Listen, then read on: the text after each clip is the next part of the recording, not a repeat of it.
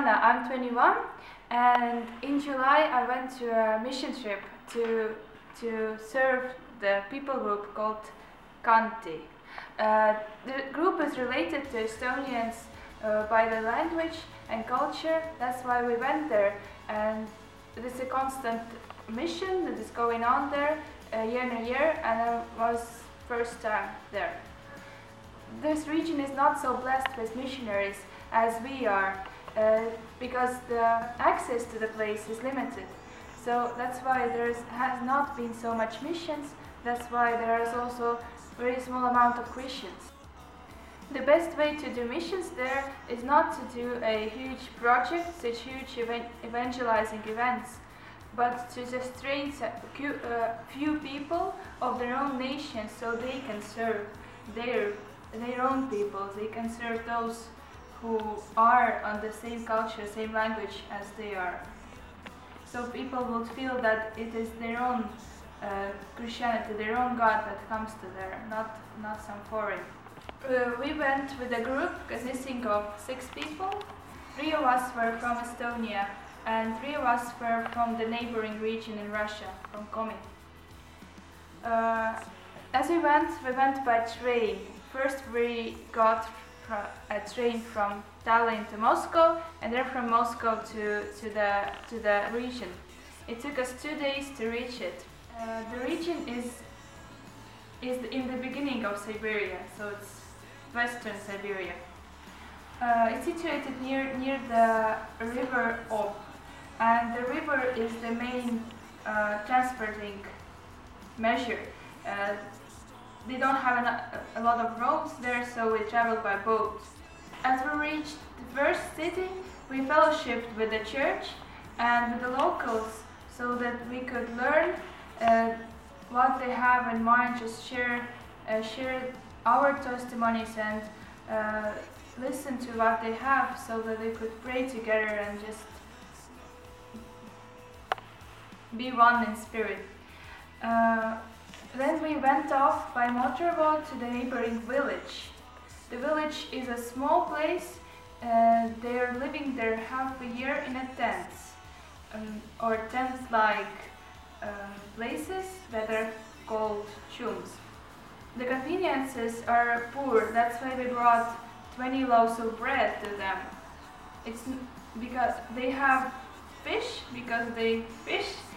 They get it from river, but they don't have enough bread. For instance, they have to go to city to have some, and city is not so near.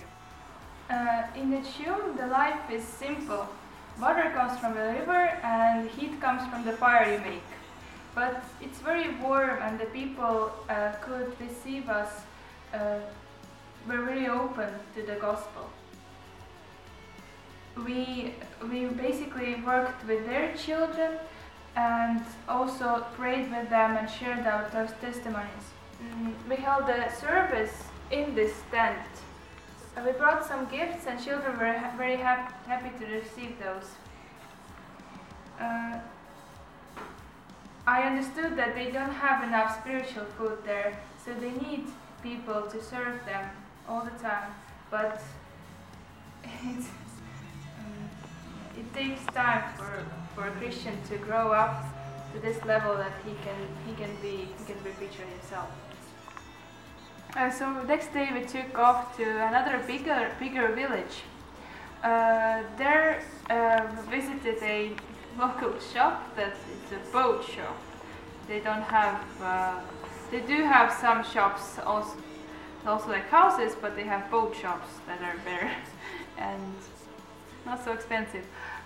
Because of the store that was on the river, we had to overnight in gymnasium for 5 days. We took our luggage to the gymnasium where we overnighted them for 5 days. But during this period, I also went to a local family with another group mate, and there we could serve by picking mushrooms with them. And as we cleaned the mushrooms and boiled them, we could share with them our testimony. Then we did some events for children. For 4 days in a row. We had games for children, so would have their attention. Then we also shared some toys that we brought with us, some candies, and then we had a program that involved also singing together, some Christian songs that were made really childlike, so the children would remember.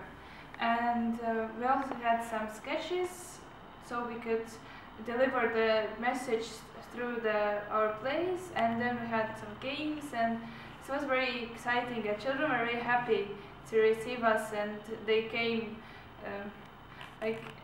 more people came as the days went by. So in the end, they were very sad that we had to leave and asked us to come back. Also, in the same village, we got to the school. So we connected to the school because they have Finno-Ugric Museum there, so we could connect with this culture program also. So they could receive us and invite us the next time. In this way, we have to keep the relationship with locals as much as we can, so they could trust us. We also shared a children's Bible that has been translated just freshly last year. It has Russian and the Khanty language, both, so the children could learn about God. Then we went back to the boat that we're traveling on, and on the boat we had just to do some work, basically washing dishes or cleaning the boat. It's always something, you had to do something there. We had also,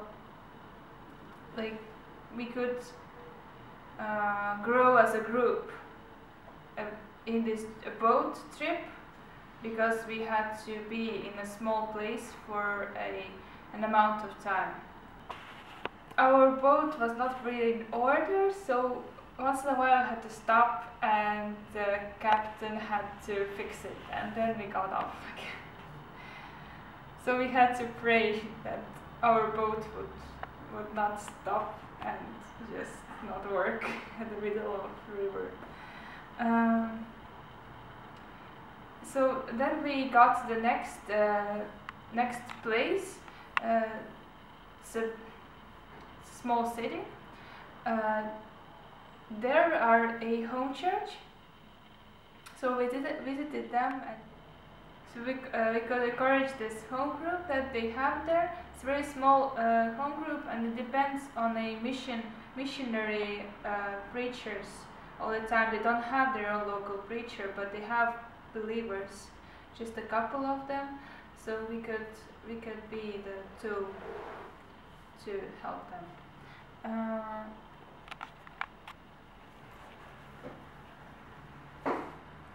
We also could connect in this small city. We could connect to the Komi people that are there, because we had three people from Russia. They weren't of Komi nationality, and they could connect with their own nationality in this region.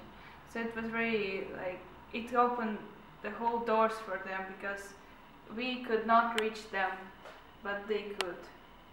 After 3 days being there, we went off, but this church remained really in our heart, because we felt like they needed so much help, and that God just really loves them. Just really remains in our heart, so we keep praying for them as for others also. And then another 3 days by a boat, so we could get back to the city where we came from. There we went to the local museum, just in the purpose of being involved culturally to this region, and just considering this culture also as something worthwhile also to Christians, that we're just not just coming and bringing in some new stuff, but we're still considering them as a nation.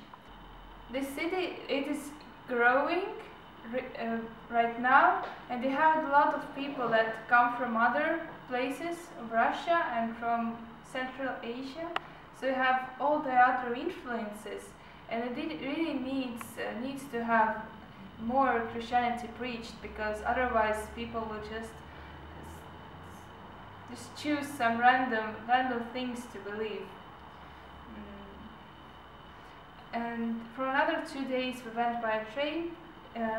Finally we reached Moscow and just heading home. When we encountered some cultural problems, like someone behaved differently as we expected, it was difficult not to react like, don't do that, but just to be conscious of that's different culture and just look at it on the biblical manner and see that they can do it differently. They don't have to do it exactly the same way we worship, for instance. And then also, like, the other thing that was hard, that as we met with locals from the bigger village or the smaller cities, you can feel this hopelessness that they had, and in a way they were kind of ready for receiving Christianity, but in the other way it was hard to see that people are just so broken. That's basically the reason why they have so much problems with alcohol and drugs, but because they don't have this hope, they don't have this strain. Why should they leave anyways? Another challenge was also for me spiritually, for my growth, that I could not receive so much praise, so much word could not be fed to me, but I had to give it out all the time. There was not so many services, or we could actually visit not one service there. We had to just serve ourselves all the time. So, but I think that's the problem, or the challenge that feel most of missionaries as their work, that they cannot receive, that they have to give up, and that's why all missionaries need our prayers. Okay, I'm glad that God could open the doors, that I could go there, and I still will keep praying for them. And I ask that you also will pray to the Khanty people and in the region so that they could grow in their Christian life, and so that we as missionaries can again go there and preach good news to them. Thank you all for your time, and God bless.